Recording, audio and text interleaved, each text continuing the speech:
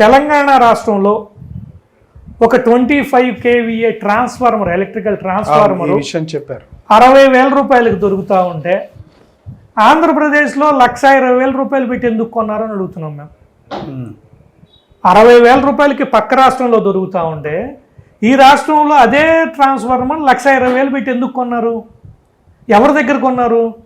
ఈ రాష్ట్రంలో ఎలక్ట్రికల్ వర్కులు చేసింది కానీ, ఎలక్ట్రికల్ మెటీరియల్ సప్లై చేసిన వాళ్ళు కానీ మొత్తం వైసీపీకి సంబంధించినటువంటి జగన్మోహన్ రెడ్డి గారు, భారతీ గారి బినామీ సంస్థ ఏదైతే ఉందో షిరిడి సాయి ఎలక్ట్రికల్స్ వాళ్ళు, పెద్దిరెడ్డి గారు, పెద్దిరెడ్డి కొడుకు మిథున్ రెడ్డి, అవినాష్ రెడ్డి, భారతీ రెడ్డి, వీళ్ళంతా కలిసి చేసినటువంటి అవినీతిలో భాగంగా ఇవాళ ఎలక్ట్రిసిటీ డిపార్ట్మెంట్ మొత్తం కుప్పకూలిపోయేటువంటి పరిస్థితుల్లో ఉంది. ఆ రోజుల్లో ఎలక్ట్రిసిటీ బోర్డు ఉండేది రాష్ట్రంలో, చాలామందికి తెలియదు, ఇప్పుడు జనరేషన్కి తెలియదు. ఎలక్ట్రిసిటీ బోర్డు ఉండేది ఉమ్మడి ఆంధ్రప్రదేశ్లో. ఏపీ జెన్కో, ఏపీ ట్రాన్స్కో ఏదైనా కానీ ఒకటే డిస్ట్రిబ్యూషన్, అన్నీ కూడా ఎలక్ట్రిసిటీ బోర్డు ఒకటే ఉండేది. అలాంటి పరిస్థితుల్లో పాలన సరిగ్గా లేదని, ప్రజలందరికీ ఎలక్ట్రిసిటీ డిపార్ట్మెంట్ వాళ్ళు కరెక్ట్గా సేవలు అందించలేకపోతున్నారని ఒక వినూత్నమైనటువంటి కార్యక్రమం తీసుకుని ఒక 5 డిస్కమ్స్ను తయారు చేశారు చంద్రబాబు నాయుడు గారు. సంస్కరణలు, విద్యుత్ సంస్కరణలు తీసుకొచ్చి ఒక 4 జిల్లాలకి 5 జిల్లాలకు కలిపి ఒక జవాబుదారీతనంగా ఉండాలని చెప్పి ఒక డిస్కమ్ని తీసుకొచ్చి డిస్కమ్స్ని పెట్టి వాటన్నిటినీ కూడా అందరికీ ఎవరికి బాధ్యతలు వాళ్ళకి అప్పచెప్పి ఆ ఎలక్ట్రిసిటీ బోర్డు, ఎలక్ట్రిసిటీ డిపార్ట్మెంట్ అంతా కూడా వాళ్ళంతటగా వాళ్ళు నిలబడే విధంగా ఆ రోజున కార్యక్రమాలు చేయడం జరిగింది.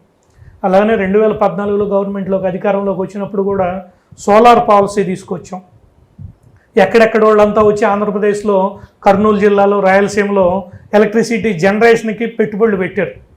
కేవలం ఏంటంటే ఆ రోజు చంద్రబాబు నాయుడు గారు తీసుకున్నటువంటి వినూత్నమైనటువంటి కార్యక్రమం, ఇక్కడ సోలార్ విద్యుత్తును కనుక మనం పెట్టి, సోలార్ ప్యానల్స్ పెట్టి విద్యుత్తును కనుక ఇవ్వగలిగితే మనకి స్టేట్ గవర్నమెంట్ సబ్సిడీలు ఇస్తుంది. ప్లస్ మనం ఏదైతే జనరేట్ చేసాం ఎలక్ట్రిసిటీ, ఆ ఎలక్ట్రిసిటీ మొత్తాన్ని ప్రభుత్వమే కొంటది కాబట్టి మాకు గ్యారంటీ ఉంది కాబట్టి ఇక్కడ ఇన్వెస్ట్ చేసి మిగులు విద్యుత్తును మనం సాధించాం. 2019 దిగిపోయే నాటికి ఈ రాష్ట్రంలో మిగులు విద్యుత్ ఉంది. జగన్మోహన్ రెడ్డి రాగానే మేమేదో 2.5 రూపాయలకి 4 రూపాయలకి ఎలక్ట్రిసిటీ మేము కొంటుంటే ఇది ఎక్కువ రేట్లు పెట్టుకుంటున్నారు చంద్రబాబు నాయుడు గారు, వీళ్ళేదో అవినీతి చేశారని చెప్పి మా మీద ఆరోపణలు పెట్టి ఆ పీపీ అంటే పవర్ పర్చేజ్ అగ్రిమెంట్లు ఏవైతే ఉన్నాయో ఆ పవర్ పర్చేజ్ అగ్రిమెంట్లు మొత్తాన్ని క్యాన్సిల్ చేసేసారు జగన్మోహన్ రెడ్డి. చేసి ఏం చేశాడు, చివరికి విద్యుత్తుని బయట రాష్ట్రాల నుంచి వేరే వాళ్ళ దగ్గర నుంచి 15 రూపాయలు, 20 రూపాయలు, 30 రూపాయలకు కూడా ఒక్కొక్క యూనిట్ విద్యుత్తుని కొన్నారు.